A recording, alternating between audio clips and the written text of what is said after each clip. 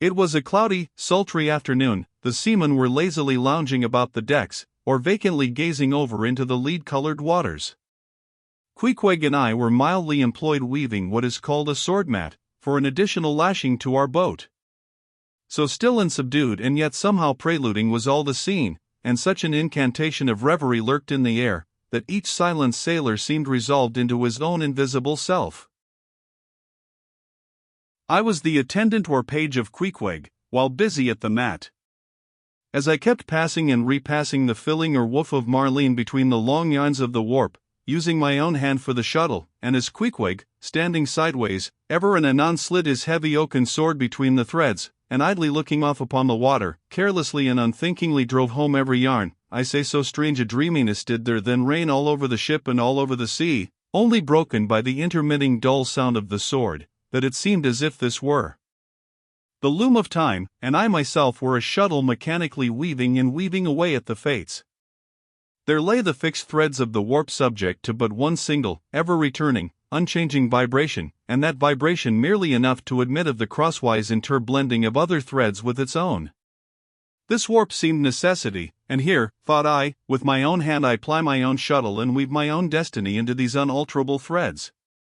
Meantime, Queequeg's impulsive, indifferent sword, sometimes hitting the woof slantingly, or crookedly, or strongly, or weakly, as the case might be, and by this difference in the concluding blow producing a corresponding contrast in the final aspect of the completed fabric, this savage's sword, thought I, which thus finally shapes and fashions both warp and woof, this easy, indifferent sword must be chance, free will, and necessity nowise incompatible, all interweavingly working together.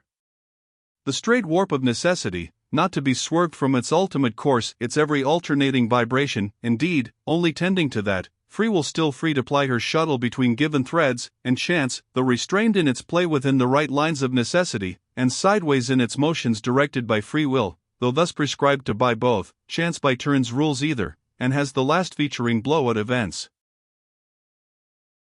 Thus we were weaving and weaving away when I started at a sound so strange, long-drawn, and musically wild and unearthly, that the ball of free will dropped from my hand, and I stood gazing up at the clouds whence that voice dropped like a wing.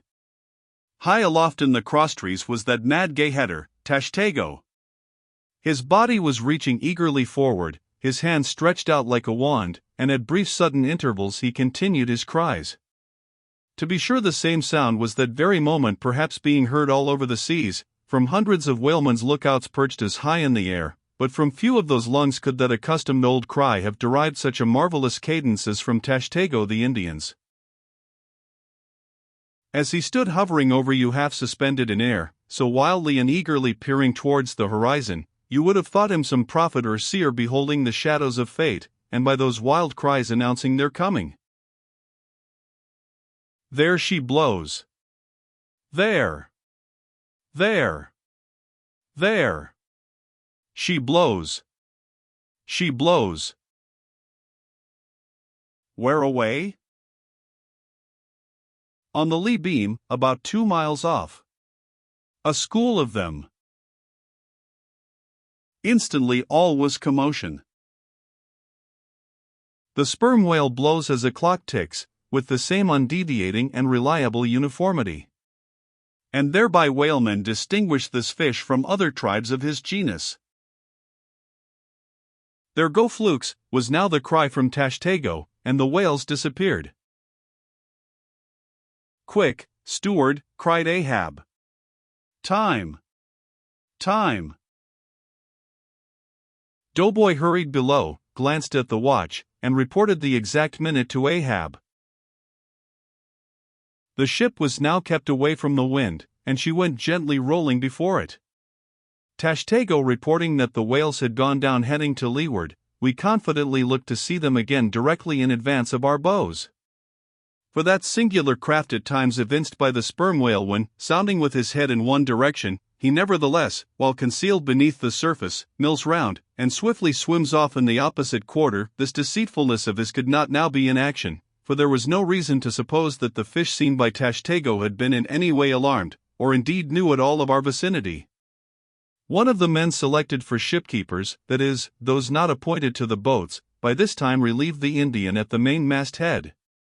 The sailors at the fore and mizzen had come down, the line tubs were fixed in their places, the cranes were thrust out, the main yard was backed, and the 3 boats swung over the sea like 3 samphire baskets over high cliffs. Outside of the bulwarks their eager crews with one hand clung to the rail, while one foot was expectantly poised on the gunwale. So looked the long line of man-of-war's men about to throw themselves on board an enemy's ship. But at this critical instant a sudden exclamation was heard that took every eye from the whale. With a start all glared at dark Ahab, who was surrounded by 5 dusky phantoms that seemed fresh formed out of air.